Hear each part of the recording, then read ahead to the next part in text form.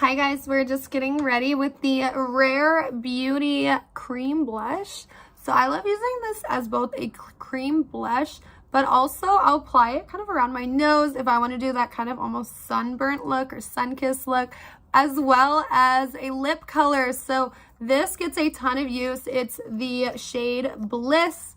You can see it's just this really kind of pretty nudish pink. So I always do my blush kind of in an upward motion. Just kind of blend it in. I already have a highlighter on kind of with it too, so it blends in nicely. But you can see it just adds a nice little flush.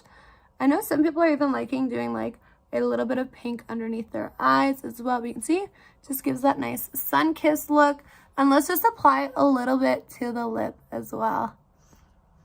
Just like a nice natural flush of color. I'm obsessed with this. Love it.